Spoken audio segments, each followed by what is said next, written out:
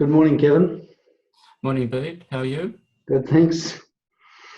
Today, on our last conversation, I said that we're going to start to talk about guilt, but I just want to kind of wrap up a little bit and say a bit more about hurt. Now, the thing is that sometimes people have said to me, yes, but, what if what you're saying is the truth? Yes, I've heard that. Yeah, I mean, if it's the truth, surely it's okay to say. The problem is even if it's the truth, if it injures the reputation or character or deprives people of the friendship of others, it's hostile. If the main purpose of saying it was really to hurt the other person, even if what you're saying is true. If you say to people about somebody that you mutually know, in some derogatory fashion, you are being hostile. It's not a matter of whether you mean it or not. The actions are hostile, which means there's a hostile motivation. It means that you're doing it to satisfy something. Now, I don't think it's to satisfy Dharma.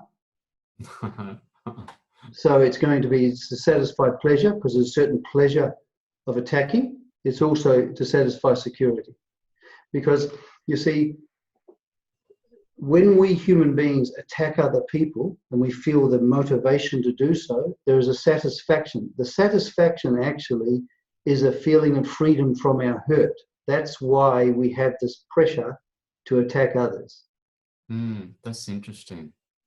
Because I've heard it often said that hurt people hurt, but to understand why they hurt, why they would do that when they've been hurt themselves, I've always found harder to understand.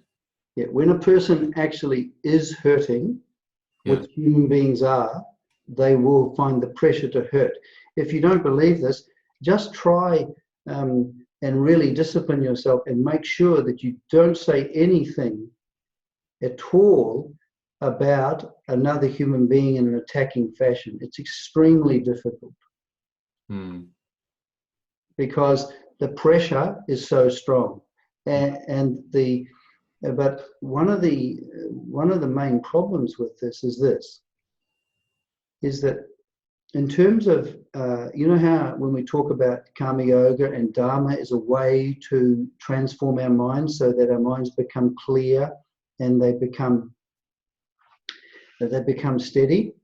The thing is that every time you give form to that hurt through hostility, every time you dramatize the hurt, you're actually stoking the fires of the hurt. You're actually keeping it there. And so even though it might feel good, in fact, it's really not in your best interest, because as soon as you dramatize this hurt, you're actually keeping it alive in your life, like you're inflaming it, if you like. So it's likely to be available at some future point, just as an expression of hurt and hurting other people some point in the future by continually hurting people. It sounds like you're trapped in that way of thinking, if you like.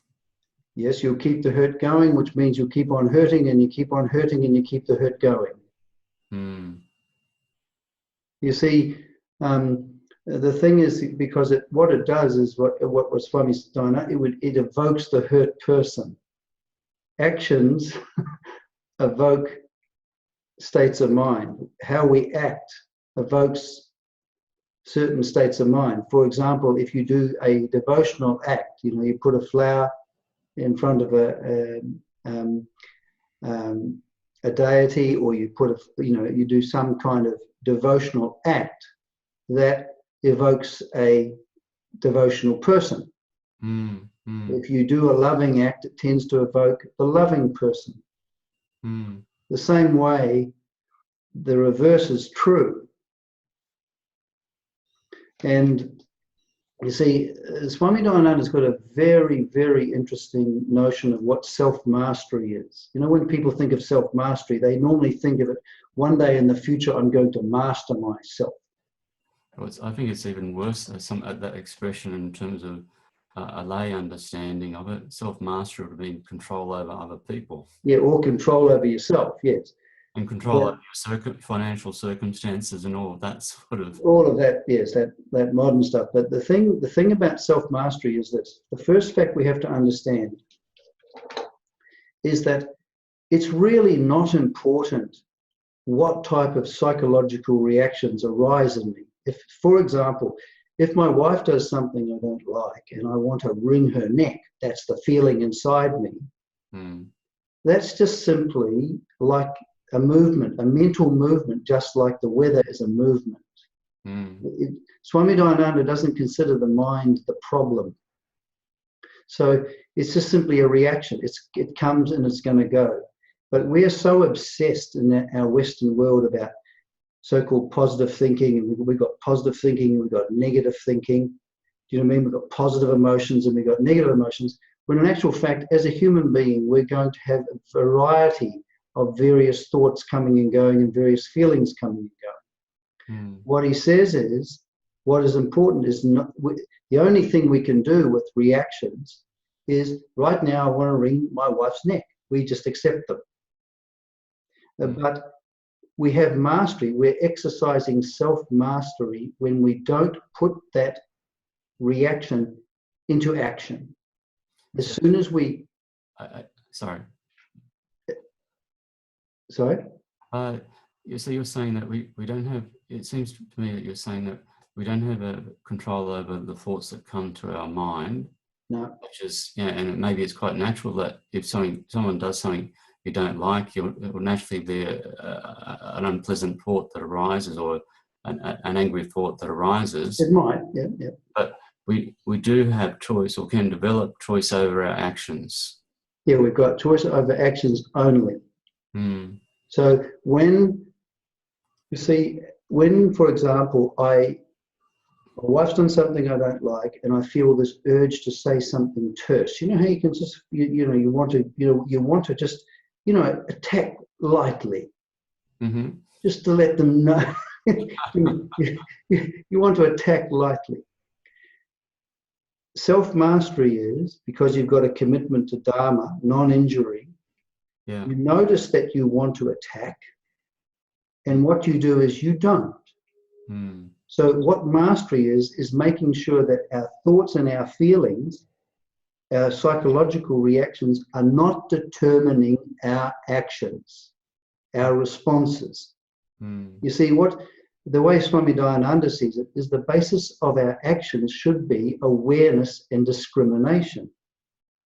Yes. In other words, what is going on and what do I need to do here which will be non-harmful, will bring a particular value to that situation and non-disturbing.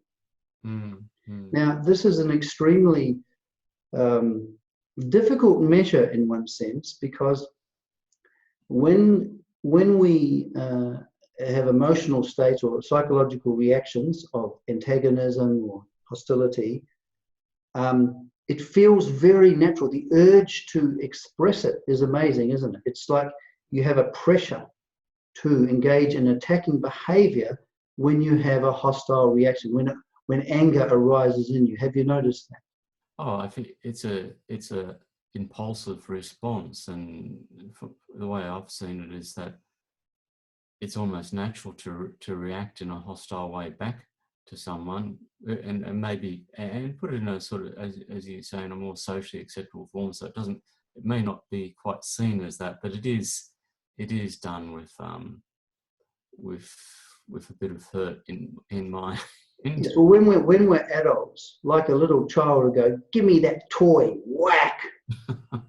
We have to restrain ourselves so that we still socially look good while we attack. Yes. You see, but the thing is that self-mastery, why it's important, is first of all, the basis of your action, when you commit to a life of Dharma, the basis of your action is shifting from reactivity to awareness and discrimination.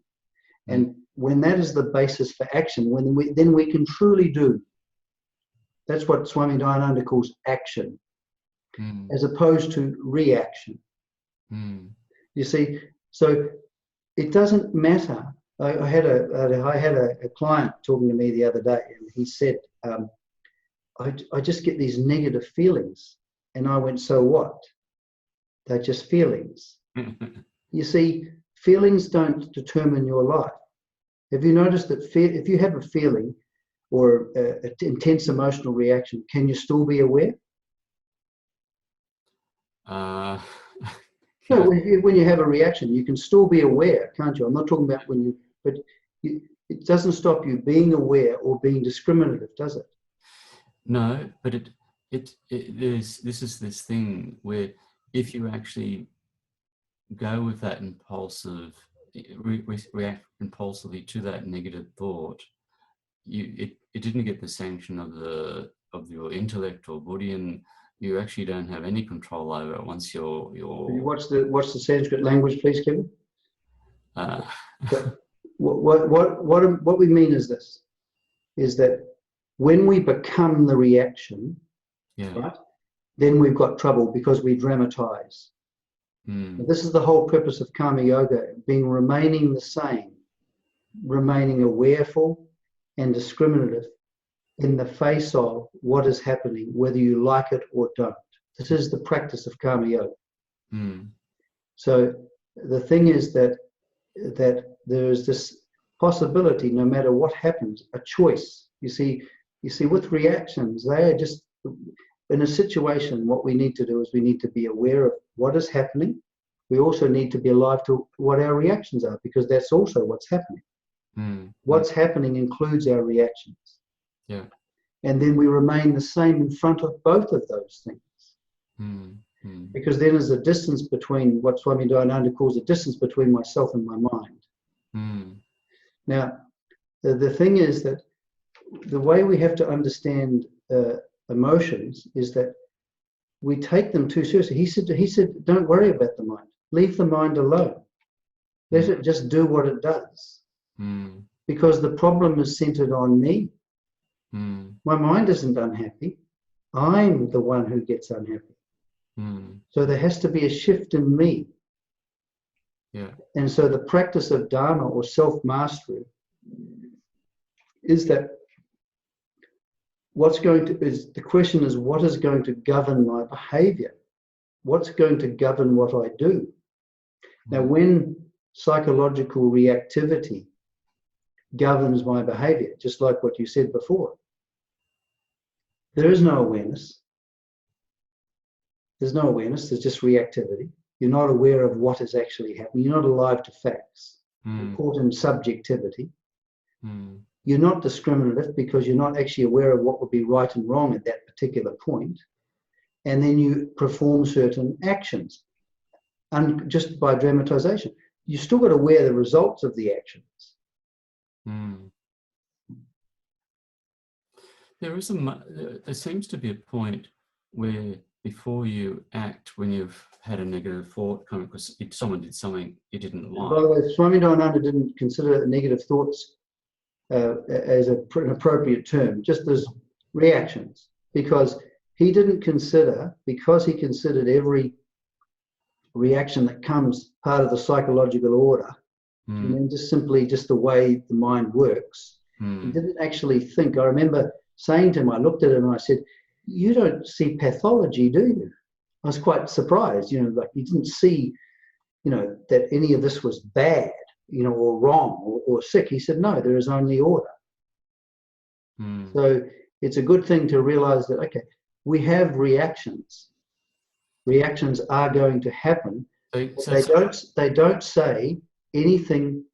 They don't say anything about us. But we think they say something about us. So, for example, if you do something I don't like, there'll naturally be a reaction in me, maybe an angry thought. Yes. And then I have a choice of either I may have it with no discrimination, and just impulsively, I may react and say something quite hurtful back to you in a form just so. Not in say that you've hurt me or I don't like you or something, but something which is putting you down. Say something that putting you down. Some action of retaliation. Yes. Yeah. Or alternatively, I can just allow that thought to pass and just continue saying something which is at least supportive of maintaining a communicative relationship where we can resolve some matter or come to some common understanding. Well, the key point is that you continue to respond in the light of Dharma. So first of all, you don't do anything harmful. So even if you want to wring my neck or say something that's cutting, right? Yeah. Or if you're too much of a coward to say what you really feel, you'll wait till I leave the room and tell somebody else, that Bede's such an idiot. So you express the hostility that way. Yeah. But the problem is that, again, as soon as you give form to your hurt, you are keeping it alive. Your mind is still gross. The whole point is our minds need to be transformed to be more light. Do you see what I mean? So the thing is that the question is that, you see, it's not just simply in as far as Swami Dayananda comes, it's not just simply I'm just being aware. This thing of I'm just being aware, right? Yeah. He said that not only have to be aware, but we go even into a broader awareness of, we look at the situation in the light of Dharma. So what we're looking at is, you've done something I don't like. I want to wring your neck, but I'm aware enough to know what is needed here. I think I'll shut my mouth. I think I'll swallow the impulse. Yeah. That's called suppression. It's just simply you're suppressing the action. You're not suppressing yourself. You're not denying that you have the feeling. Now, there's a whole problem here psychologically. Because people feel deep down a deep sense of insecurity and self-dissatisfaction, they form an image of themselves, maybe that they're a very nice and sweet person. Do you see what I mean? Yeah. And so what happens is, this image, I like this about myself. Do you know what I mean? I feel I'm a good person, right? Yeah. But then suddenly, here's this good person wanting to wring their partner's neck. Yeah. But that's just vanity. The fact of the matter is, this is what I want to do. I want to wring their neck. That's just a fact to be alive to. It is completely ethically neutral. It has nothing to do with Dharma. The only thing we can do with thinking and reactions is to simply accept them. And we can shift our attention in terms of our thinking of, okay, what's happening here? Okay, yes, I'm feeling that. Now, what do I need to do here? We can shift our thinking to that, because then we're looking. You see, what Swami Dayananda says, there's no positive thinking and there's no negative thinking. He said, we don't want positive thinking. We don't want negative thinking. We want thinking that covers reality. Beautiful thing. So the thing is that we have to understand the mind in the right way. The problem is not our reactions. It means nothing if I get angry, if I feel malicious, if I feel jealous, if I feel inferior. It means nothing. All it means is that the psychological content that's been built into me has arisen, I'm aware of it, and it's going to depart. What my job is, if I wish to resolve and gain self-mastery, self-mastery has nothing to do with controlling emotions or thinking. In the West, we want to control the thinking and the emotions, and then so we can feel good about ourselves, called self-esteem and all this nonsense. But what we're looking at is we shift. We make sure that in terms of karma yoga, we remain the same. We remain aware. We remain relaxed in ourselves, looking at what is happening, aware of our reactions, aware of what the person's done, aware of what needs to be done.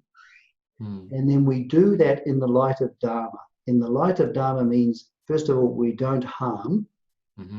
Secondly, if we can, we bring by our actions, bring what the situation actually needs, and we don't disturb. It's a very difficult thing to live a life of Dharma, but it's extremely valuable, because as we gain self-mastery, the whole basis of our living is shifted from living a life of Dharma, which is actually being alive to facts and responding to those facts in a proper manner, as opposed to a mindless dramatization of our psychological reactions, which keep us the same. So you're saying that we don't have control over reactions, and you're meaning mental reactions. We don't have control over mental reactions. That's just in accordance to the order. But we can develop a deliberate choice over our actions. Yeah, there's a very interesting Western luminary by the name of Soren Kierkegaard. He was an existentialist, and he says we can choose to choose. We can choose to choose. You see, we don't necessarily want to choose. Like when I started this, if I felt annoyed or irritated, I really did want to just say something, and sometimes, say for example with my spouse, I would say something that was still terse. Do you know what I mean? But I just wanted to say it. But even if I tried to say it, no, my wife knows when it's not straight anyway. She. But the thing is, when you're actually angry, it is far better. Or if you feel like saying something and there's another issue there, because there's always two issues, is actually wait until the anger passes. That's what Swami Dayananda says. Wait until the anger passes, because then you can talk about the issue. But when you're under anger, your intent, the pressure is to hurt and attack. And so this whole thing of a life of Dharma is a very it's an amazing thing psychologically, because it involves, because of graceful acceptance, we can completely accept the fact of what has happened. We can accept the fact that, yes, I want to wring the person's neck. So there's no problem there. Yeah. It might be an unpleasant thought, but that's just like the weather can be unpleasant. It's not, it means nothing. If I suddenly feel inferior, so what? It's just a feeling. But it's very important not to deny any of that. It's extremely important not to deny the truth. We want to be alive to facts. We don't want to pretend. Yeah. Because that's not good. So we accept the fact, yes, this person has done this. This is my reaction. Now, what is happening and what do I need to do? When you say this is my reaction, you're meaning that is your mental reaction. You haven't actually acted. I make a distinction between reaction and dramatization. You see, when you dramatize, you actually do the reaction. Okay.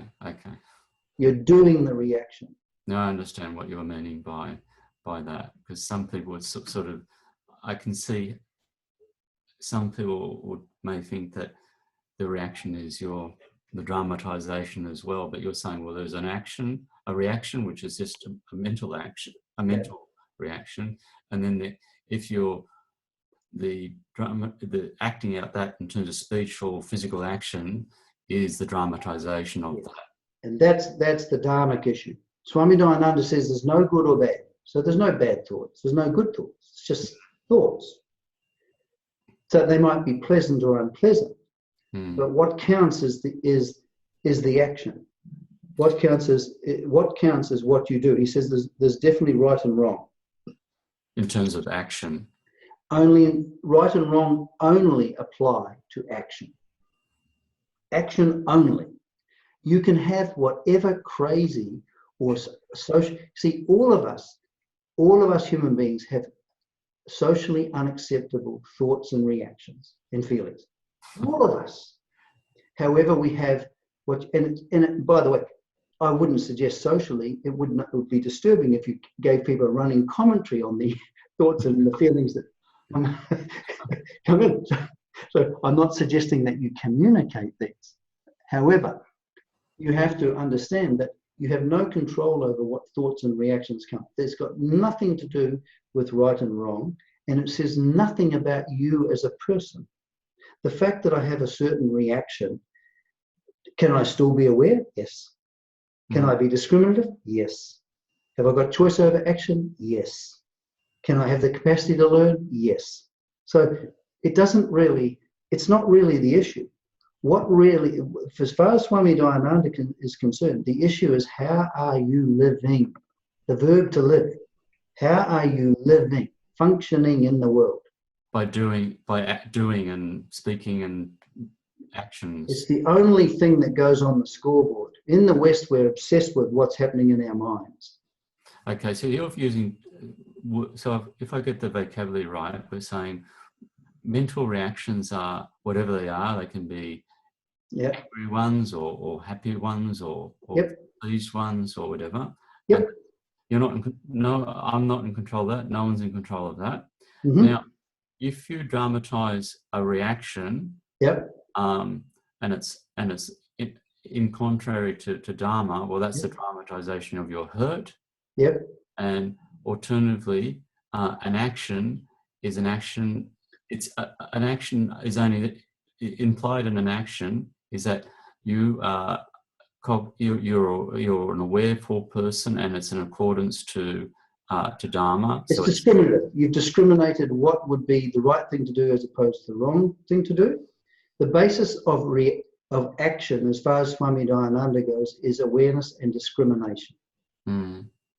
Reactions, when you dramatize, all that's happened is that sometimes he would use the sense reaction meaning you dramatize, but in other times he'd use you have thoughts, welcome the thoughts. So I just simply, for the sake of clarity, use the word dramatization to make a distinction between when you act out what's happening in your head. You see what I mean? Because with no discriminative, you've become the reaction. He says that you've become the thought and the thoughts become you. Have you noticed that when you think that person's a total rotter? Do you know what I mean? And then you're just lost in it, aren't you? Because there's a rule in Vedanta: the way you see is the way you be. If I'm seeing you as a horrible person, all of me is embodying that way of seeing. Kevin's a complete jerk. And so when it is like that, when you are seeing me as a complete jerk, for example, you don't think that you're having an idea that I'm a complete jerk. No, I'm experiencing a jerk. Yeah, so you've got no doubt about it, despite the fact that to anyone else in the world, you're not being objective and you're being completely reactory. You feel when I'm in reaction, in dramatizing it, I feel very right about it. I'll be completely closed in subjectivity, and the people who are looking at you and get judgmental of you, they'll also be completely closed in subjectivity. It's as normal for human beings to be completely enclosed in subjectivity. That's why the yoga of objectivity is so important, is because we are enclosed in our own views, our own ideas. We don't actually see the world as it is. We see the world as we think it is. So we're living in our own world. That's right. We're living in our own world. We're not consciously in contact with what is. But we think it's right. We think it's. Yes, when I've been angry at my wife or other people, whenever my anger is always righteous. I always feel incredibly right. I know that it's right that I'm angry because of what they've done. That's a fundamental thing, and but the most important thing here is that we really have to understand that the mind is not the problem. You see, you know how people talk about, it's all my desires and aversions that are causing me trouble? No. Desires and aversions don't cause me trouble. Me becoming the desire, a wanter, is the problem. It's me becoming it. It is when my sense of identity is as a wanter, as a wanting person. Because the problem isn't centered on the want. The problem is centered on I want. See, Swami Dayananda says a very interesting thing. I was flabbergasted when I read it, when I read this, because all the training that I've ever had, we've looked at the mind and there's various things that are wrong with it. You know what I mean? There's anxiety, there's grief, there's hostility, there's various compulsions and all of this sort of stuff. But he says the mind is only an instrument and it never ever tells you that it's upset. You say that you are upset. Yes. So he said the problem is centered on you. Mm. At any one moment, it is what I am being.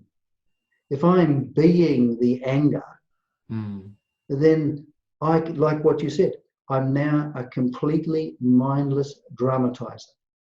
When I'm being the anger, it's like it's already preset. It'll just unfold and I'll be seeing things in certain ways, saying things, and I'll be releasing. Sorry? There's no control there. No. It's just no. It's blind. It's to the psychological content of the person. Yeah, the psychological content and the person have become one and the same, and now that content is being dramatized. It's a pressure. See, the problem is our state of mind. There's an urge to conform our actions to our state of mind. Have you noticed that? Mm. We do that. We can't help that. So if you're feeling peaceful, you act peacefully. If you're feeling hostile, you act hostilely. Mm. The thing is, but because we have awareness and discrimination, and particularly, this is why the whole point of, you see, a life of Dharma, the whole point and the whole value of it is it completely shifts the basis of what we do. Yes. So what we do is being determined by awareness and discrimination. Mm. Mm. Otherwise, we just, someone does something and I'll stuff you too. And we don't even notice it. But when we commit, you see, one of the problems is if we commit to Dharma, we now have a juxtaposition, don't we, between what we're normally like and the life of Dharma. So what you're saying there, it could equally be used words like you're going to live an impulsive life, where you're not, your actions aren't being determined by your intellect or discriminative function of what would be useful or not useful. You're just impulsively reacting because that's just you're being the impulsive reacting. Mm. Yes. And it's like, say if someone, I found some money. It may be, sometimes Dharma is inconvenient. You might like to take that money, but that's not the right thing to do, if you like. Yes. So what you do is you go, you accept the fact, I'd love to keep this money. I've got this very strong desire to keep this money. Because that's just the truth. That's a fact that you can be alive to. There is absolutely no, but the problem is because we have this noble idea of ourselves. What happens is we can get an intense anxiety in ourselves about our reactions because they threaten this noble picture of ourselves. Do you see what I mean? So the thing is that, but one thing that I want to point out, some people, if a person, just simply because a person conforms to the social conventions, they're polite, they're nice, they don't steal from other people, they don't screw around on their spouses, they don't, so they feel that they're dharmic. No, their life is conforming to a pattern that's not socially disturbing, but a life of Dharma is not just simply not stealing, not hitting people, that type of thing. A life of Dharma is a moment-by-moment thing. It requires, my teacher Atmaprakashananda says it requires a tremendous alertness. So we're aware, we're discriminate, and our actions that are coming from us are based on that. Now this is it, and what determines whether an action is dharmic is this. First of all, is it harmful? Is it harming? First of all, and it's even in little harms are important. It's not like, to live a life of Dharma where you don't harm people. It's extremely difficult because we hurt people. We have an urge to attack, and we'll go into other things next time. But so first of all, is it harmful? The second thing is, what value can I bring to this situation, and do I bring that value? Because you see, not doing is also harmful. When I don't do what would be helpful, that's a harmful act. So I might think, well, I'm doing nothing wrong. You know what I mean? But, you know, if your partner's distraught and you go, okay, and keep reading your book, that you can say, well, I'm doing nothing wrong. You know, she's just a little bit neurotic. But the thing is that you haven't brought to the situation what you need. So that's so it's first of all non-harmful, but to be non-harmful, you have to bring the value that's needed. What Swami Dayananda says, do what needs to be done. What needs to be done. And so every situation that we face is a task to be done in the light of Dharma. Because so what Dharma is, it's a way of living. It's what the Hindus call a lifestyle, the Dharmic lifestyle. It's a lifestyle. It's not like an intermittent thing. Okay, well, I don't do this, and I keep all the 10 commandments. Okay, I'm fine now. It's got. From what you're describing as living a Dharmic lifestyle, living a life of Dharma, that implied in what you're saying is that you have to live your life consciously. It's conscious responsiveness, moment by moment, yes. And the last one is disturbance. We don't want to disturb. You see what I mean? So if you go to India, right, and you're a Westerner, you know, and I wasn't necessarily good like this, but it's a good idea to try to fit in with the culture so you don't disturb people, because there's cultural differences. Do you see what I mean? There's cultural differences, but so the thing is that no matter where you are, do you know what I mean? You respond. I remember once that Swami Dayananda was in Australia here, and it was a hot day, and someone was drinking out of a bottle and talking to him. I wasn't there. I heard about this, and he says, "Oh, here, Swami," and you know, people were shocked. You know, he'd give this bottle he'd been drinking out, do you know what I mean, for Swami Dayananda to drink out of. Now, in India, you wouldn't do that. But Swami Dayananda says, "Thank you very much," and drink it.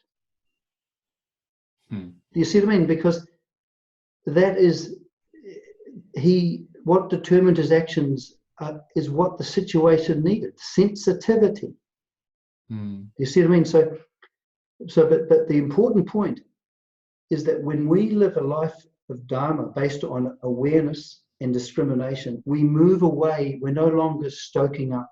In this case, we're talking about hurt. We're going to be talking about other things as we go on. But when it's in your very best interest to live a life of Dharma and understand that it is a lifestyle. It's not feeling noble. It's not like it's not an ideal. It's not like I'm a very nice person.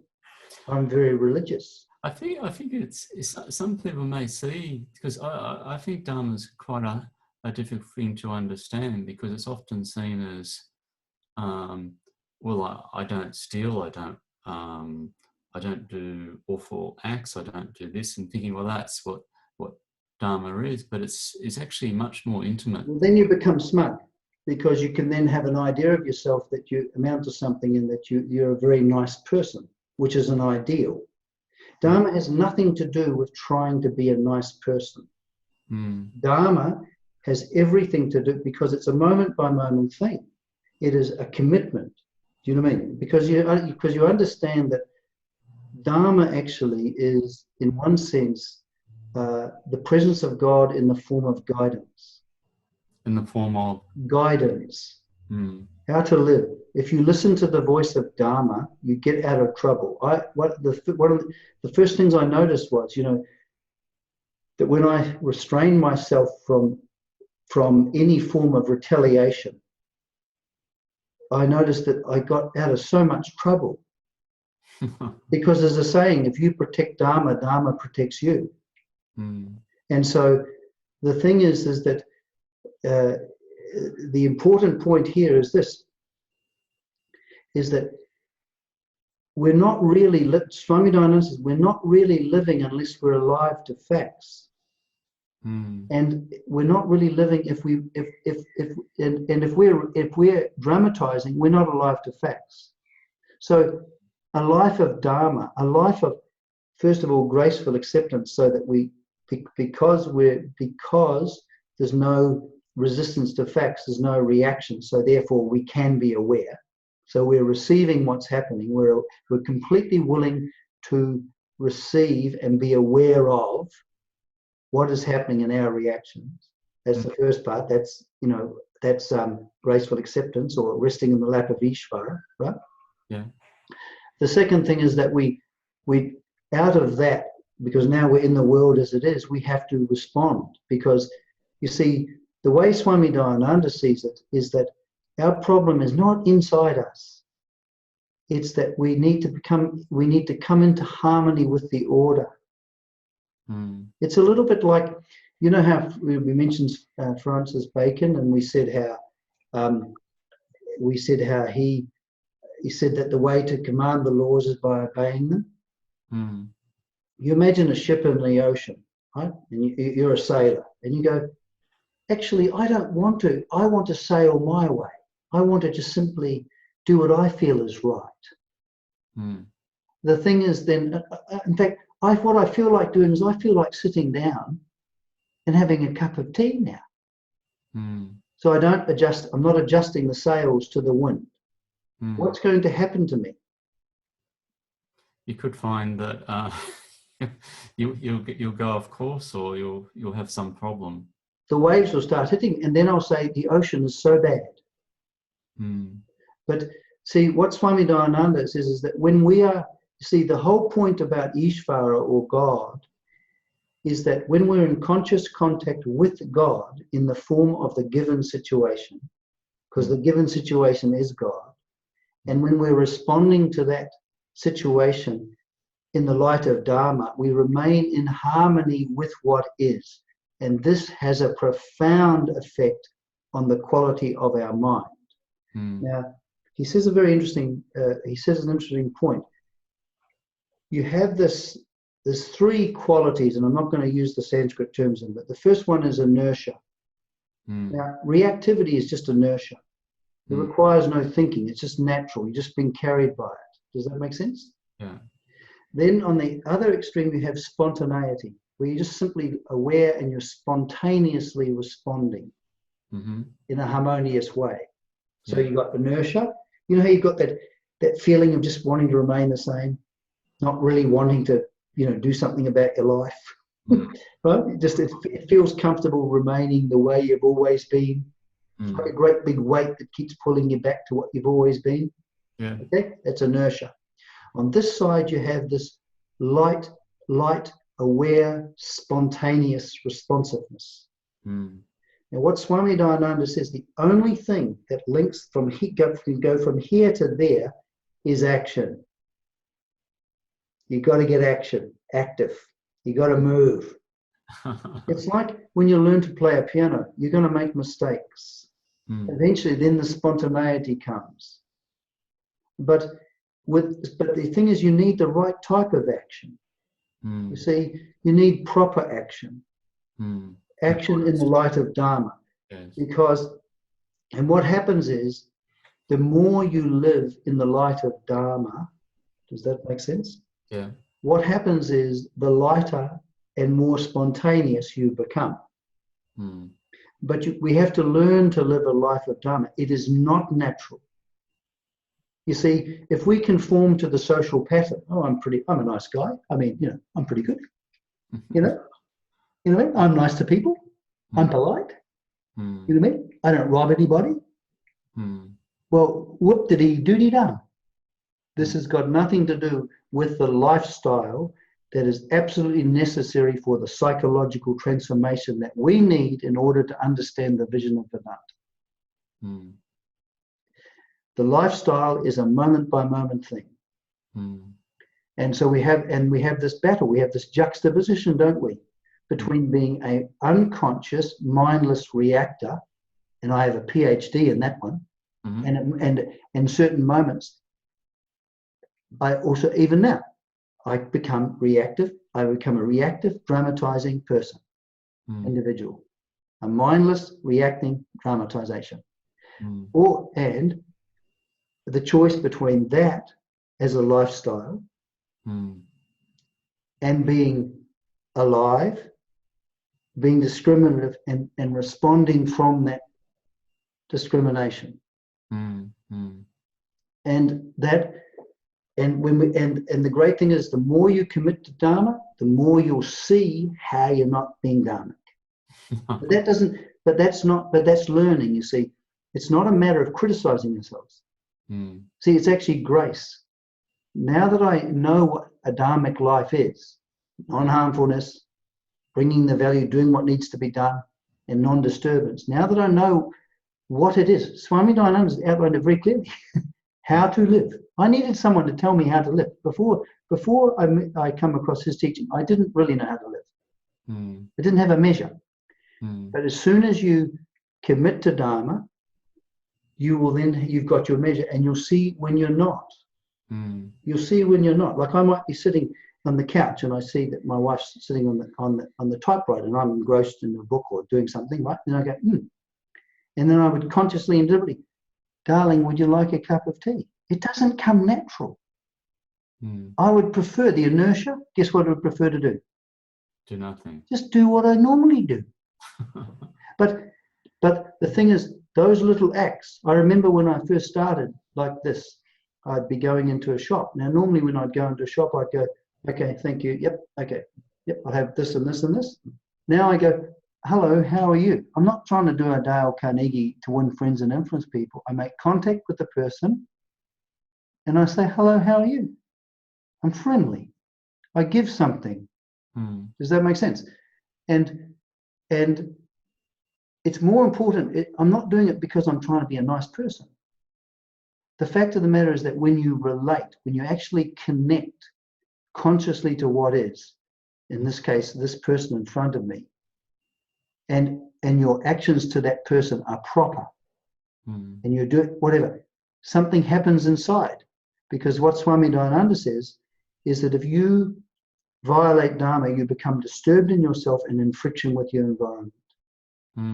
So what you're doing is you're building up these little actions you do every day have a profound effect in building up a quality of mind that's vastly different than the mindless dramatization as business as usual.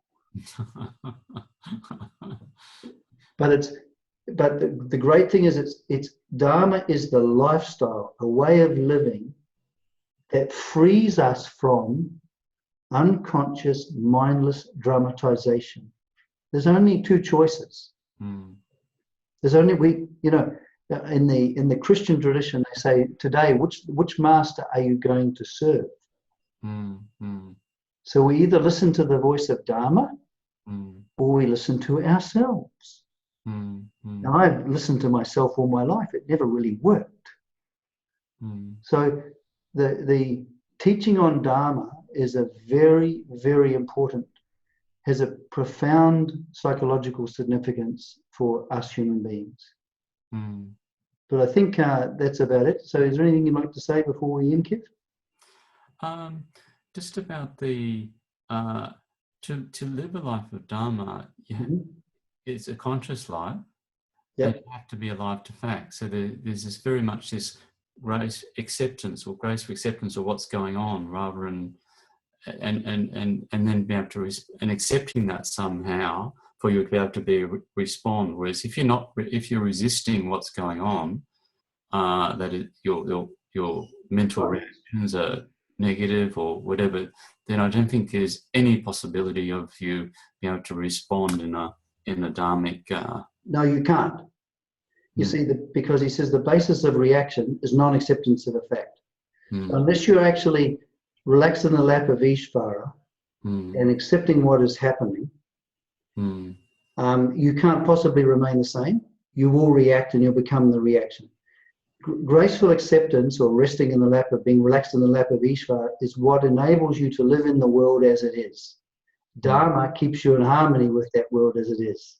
You see what I mean? graceful acceptance puts us into Ishvara's world. And Dharma makes us live properly in that world, so we're in harmony with the order. You see, because let's say I'm just aware and I'm gracefully accepting everything. Oh yes, I'm so blissful. It's like me sitting on the ship, on the boat. I just think I'm going to float here and meditate. I have to be active, using the sails and everything else. Otherwise, I'm going to crash. So, but you need both. There are two sides of the coin. How we receive what is happening, and how we respond to what is happening. And that forms a complete whole, doesn't it? Yes. And then we're together as a person, as Swami Dayananda says. And so we're, in that sense, we're living in the world as it is. We're living in the world as it is. Yes. Ishwara's world as it is, rather than our own world. Private world, if you like, if such a thing exists. Yes, our own, a world that's just, you see, it's normal for us to be caught in subjectivity. So living in our own preconceived judgments, reactivity. One of the problems is we don't see subjectivity as subjectivity until we become very familiar with what it is to be alive to facts. Then we can notice that we're in a way with the theories. Have you sometimes been doing the dishes and you've been thinking of something else? So that often when we're working, what we're thinking and what we're doing are split. Yes. You see, so karma yoga brings that split, so brings it together. And it's only then we're together as a person. That's what Swami Dayananda says, we're together. I mean, it's not some theoretical thing. When I'm doing the dishes and there's no reaction, because daydreaming is a reaction, by the way. It's a reaction against what's happening. That's why the more comfortable we are in ourselves, the more aware we become, actually. But anyway, I think that's enough for today. But thank you very much for this morning. And we'll catch up next week. Bye-bye.